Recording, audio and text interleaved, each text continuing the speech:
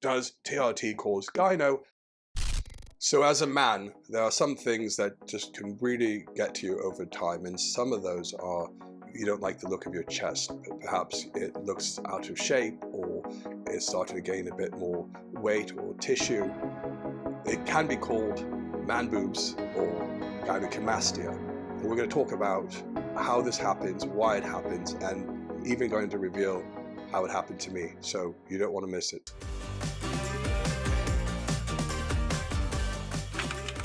So gynecomastia, or man boobs, can be a very frustrating, stressful event that can happen naturally.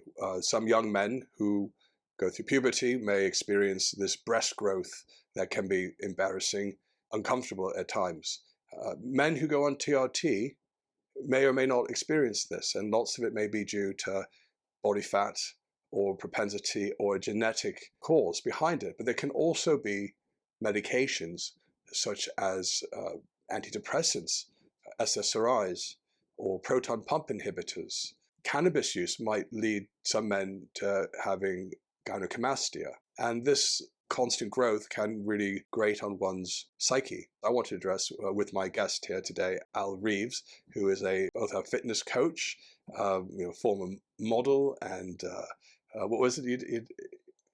Acting. You can find him on IMBD, yeah. And he runs his coaching service and he's a keto expert as well. But one of the things that we also have in common is we both had gynecomastia surgery. And I never really mentioned this before, and I've got some footage back when I had it done, but I wanted to share with people who are watching, what to do, and that it's not the end of the world. And that whilst it can bother you, it's correctable. It's easily correctable. And some would even argue that they didn't even realize that I had this. But I wanted to share with you that it's a very personal thing that some men will experience, and that why we want to address this so it could put your mind at ease out there. So, anyway, Alan, thank you for good to see you again. And Jermaine, nice to see you. And tell me about your experience with gyno. When you first noticed you had it? Yeah, well, again, when I first got into male modeling and dancing, which I did in the early 90s, showing my age now, just turned 50. So going back some time, I was about 20 in 1993. I think that was when I first experimented with anabolics. And again, nothing major compared to what they do today, but it was more, I think you always start with a Dianabol and then a Deca. I never did take testosterone, actually. Never did. We had the Underground Anabolic Handbook. Yeah, I remember that. Yeah. I remember. And was it Richard Llewellyn? Dan Duchaine, of course, Dan Duchaine. Famously was the master back then. But this book, for me, I always had it in my mind that testosterone made you water retention. I always wanted to stay very lean. I was probably the opposite, actually, by taking Deca. Yeah. I thought that was that, but we didn't know what we was doing. Right. But I took these things, and straight away I noticed a tingling and a pain almost. It didn't change size very quickly, but I noticed the tingling. So that back then we took a SERM, which was Nolvadex or tamoxifen. I don't think they had AIs back then till you said the early 90s. Early noughties, late Exactly. 90s, yeah. So I'd never heard of them because I'd finished with my anabolics in the noughties. But in the 90s, I used to take tamoxifen to keep it at bay, which for the dose that I was taking, I was still in my early 20s, it did. And you were quite lean then as well. Yeah, I was always walking around back in my 20s around 10% body fat because I was on stage performing, showing the body, so that was very important. But then coming into the noughties, I didn't take any steroids, but I was then drinking more often. Red wine was the tipple of choice in the 30s. Okay. And I found the sensitivity getting worse when you would drink. Yeah. That's a common. Yeah, exactly. And occurrence. I could almost see it then as you got a little bit fatter. Body fat was rising throughout my 30s. Okay. And the chest was growing. I won my competitions. So you got leaner. Men's physique. I went down to 5% body fat. Won my categories age 45. 2 competitions that year, and I could see it on the photograph. Yeah. People didn't notice it, but for me, that was all I could see. Right. Didn't look at the shreds in the legs or the abs. I would just look at the chest. Essentially, you were probably so lean that you had the gland that was poking out. It was, yeah, Yeah. it was. And I hated it. But I booked the appointment to see the surgeon. It was Dr. Kremer Okay. in Harley Street. Fantastic. I saw him on the TV. He was talking about it. So I knew that he could do it. Yeah. Went to him, removed it, and it's the best thing ever. Of course, now I don't need any pharmaceuticals to ever. There's no tingling, no nothing. But for me, I did one side. When I woke up from the operation, I said, did you do both? No, I felt, and the other side wasn't big enough. And I was like, Oh. that's annoying. Yeah. So it was another 3 years, I think. And then you had the other one done. And then I had the other one done. So I had to pay twice. But yeah, and when it was actually removed on the photographs, oh my days, it was, for how little it feels when it comes out like that. Recovery-wise, I was probably back in the gym after 4 weeks.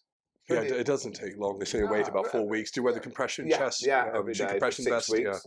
Yeah. Again, I was probably in the gym after 2 doing legs or Yeah. something, or just walking on the treadmill just to be in the Right, gym. just to do Mentally, something. I like to be in the gym. So I guess for you, you tend to just get on with it for the most part. And other people, though, especially younger patients, can get quite distraught when they first see this coming on. Not that you weren't, but Yeah. I think Yeah. for you found a solution and went forward. And I think some maybe young men either are fearful that either they can't afford the surgery or Yeah. they think this is going to kind of end it. Now, for me, in my experience, I think I've always had a bit of sensitivity in my chest, where It's an enzyme, isn't it? That if you're Well- prone to it, you will get it. It's the same as yeah, prone to not acne, everyone you get gets it. Just like not everyone loses their hair, not everyone gets all the side effects Yeah. when they're on TRT. So I guess the big question is, does TRT cause gyno? No, I don't think so does either. Not at all. Only in select individuals. I that have can- friends that take lots of anabolics Yeah. with zero gyno, and I'm talking they've took 1,000, 2,000 milligrams of testosterone. No gyno at all. I would take 150 milligrams a week, and I would have it. So you're either going to get it or you're not. It's not going to develop by chance. So I noticed mine a little bit of sensation when I was younger. I had put on some body fat as well in times, and I lost a lot of it in 2010, where I looked really, really lean, and it wasn't even noticeable. I remember going to a surgeon just to say, "Hey, do you think I might have some gyno here?" I said, "No, nothing to worry about." And that was back in 2010, 2011, and over time, I think through times of drinking or putting on more body fat or aging, it's just growing. Even though I was on TRT and my dose was measured, I had used the AI for a lot up until probably about 4 or 5 years ago. So that kept it under control. And then there's other side effects with the But AI. of course. I never took those, but there's bad joints, depressions, all sorts of nasty side effects. Well, I took a very small dose, but enough to keep it at bay, but not enough to have right. the negative side effects, maybe with the exception of some of the joint issues. But in time, I said, I don't want to be on the AI anymore. But I used to gauge how much estrogen I had by how sensitive my nipples were. So they were like my little sensors. It's quite a good gauge. But one thing that people need to know is you can't reverse it. Once that gland is solid and swollen to the size of, say, a centimeter when you squeeze it, it's not going away, no matter what you take, no matter what you do. If you haven't got that gland and it's the start and it's just a bit puffy, yes, I think you could reverse that with your AI. But also controlling the dose. But you'll always probably be prone to it if you don't control your dose. If it's always on your mind, it's really not worth it. Just save up the money or take a loan and get it done would be my advice. But I've also seen bad surgery. Yes. With scars.